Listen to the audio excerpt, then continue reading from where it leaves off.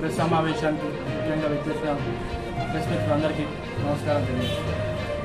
ముందుగా నేను మాట్లాడే కంటే ముందు ఏదైతే జమ్మూ కాశ్మీర్లో పహల్గాం గ్రామంలో జరిగిన ఉగ్రదాడిలో 26 మంది చనిపోయిందో, ముఖ్యంగా దాంట్లో ఒక ఐబీ ఆఫీసర్ మనీష్ రంజన్, ఇంకోటి నేవల్ ఆఫీసర్ వినయ్ నర్వాల్ గారికి, వారి కుటుంబాలకు 26 మంది కుటుంబాలకు కూడా మా ప్రగాఢ సానుభూతి తెలియజేస్తూ, అదేవిధంగా ఇట్లాంటి పార్టీలకు అతీతంగా దేశంలో ఉగ్రవాదం ఉన్నప్పుడు ఏకమై ఒక్కటిగా పోరాడి మేము కేంద్ర ప్రభుత్వాన్ని కూడా కోరుతున్నాం, కఠినమైన చర్యలు తీసుకొని రేపు ఉగ్రవాద టెర్రర్ అంటే మేము ఇట్లా చేయాలంటే వణుకు పుట్టేలాగా చర్యలు తీసుకోవాలని చెప్తున్నా. నాకు ఫోన్ చేసిందని వీళ్ళు ఒప్పుకున్నారు. 7 ఏళ్ల క్రితం డబ్బులు ఇచ్చింది. ఎప్పుడు ఇతను మొన్న 18వ తారీఖు ఫోన్ చేసింది, తొలి మాట్లాడి తప్పుదో పట్టించింది. ఈ రకంగా కౌశిక్ రెడ్డి కానీ బీఆర్ఎస్ పార్టీ నాయకులు ఏ రకంగా చేస్తున్నారనేది ఒకసారి ఆలోచించాలని నేను చెప్తున్నాను. ముఖ్యంగా నేను చెప్పేది ఏంటంటే, మా అందరికీ, మాకు కానీ మా కాంగ్రెస్ పార్టీకి పెద్ద అనుమానం ఏంటంటే, ఇదంతా ఇతను కౌశిక్ రెడ్డి అనే వ్యక్తి ఈ డబ్బులు అంతా ఈ 27 తారీఖు జరిగే సభకు వసూలు చేసే కార్యక్రమం మొదలెట్టింది. కేటీఆర్ గారికి, మరి కేటీఆర్ గారు మేము సూటిగా అడుగుతున్నాం, మరి కౌశిక్ రెడ్డి మీ బినామా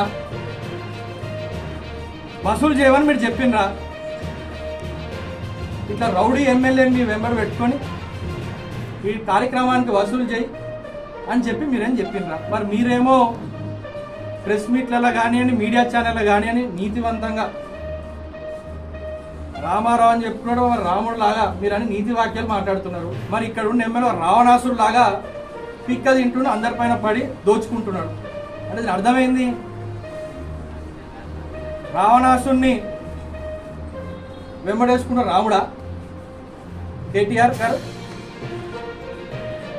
మరి బినామీ నా కౌశిక్ రెడ్డి డబ్బులు వసూలు చేసి ఇప్పుడు కాదు, మరి అతను ఎమ్మెల్యే మీ ప్రభుత్వం ఉన్నప్పుడు, ఎమ్మెల్సీ ఉన్నప్పుడు, విప్పు ఉన్నప్పుడే మరి అతను డబ్బులు వసూలు చేసిండని చెప్పి ఆ వ్యాపారి చెప్తున్నాడు. మరి అప్పుడు ఎందుకు మరి మీరు ఎటువంటి చర్యలు తీసుకోలేదు? మీకు తెలియదు? అప్పుడు చేసిండు, ఇప్పుడు చేసిండు వసూలు కార్యక్రమాలు.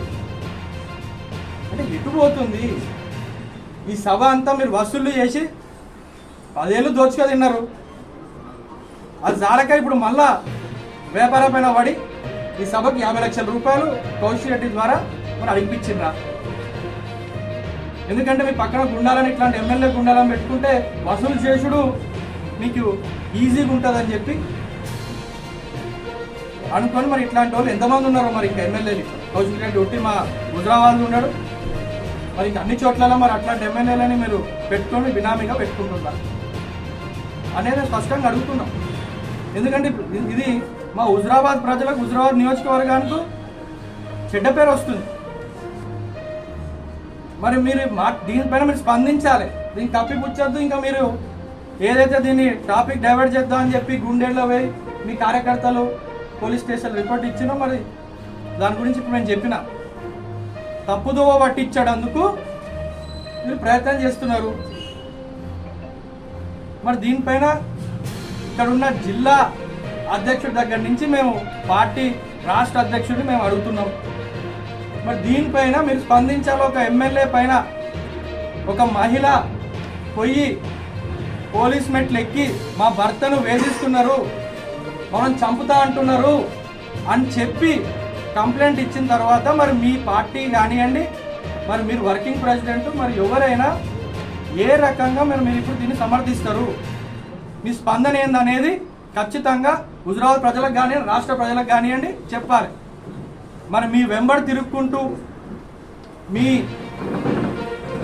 శిష్యుడుగా ఏమనంటే కేటీఆర్ మా గురువు, కేసీఆర్ మా పెద్ద గురువు అని చెప్పుకుంటూ ఏదైతే కౌశిక్ రెడ్డి చేస్తున్నావు. మరి ఇదేనా మీ ట్రైనింగ్? ఇదేనా మీ శిష్యరికం? ఖచ్చితంగా దీనిపైన మీరు స్పందించాలి అనేది మేము కాంగ్రెస్ పార్టీ పక్షాన హుజురాబాద్ పార్టీ ఇన్ఛార్జ్గా ఖచ్చితంగా మేము డిమాండ్ చేస్తున్నాం. మీ డబ్బులు అన్నీ మీరు చేసి మీరు మీటింగ్కి వాడుకోవడానికి చేస్తున్నారా?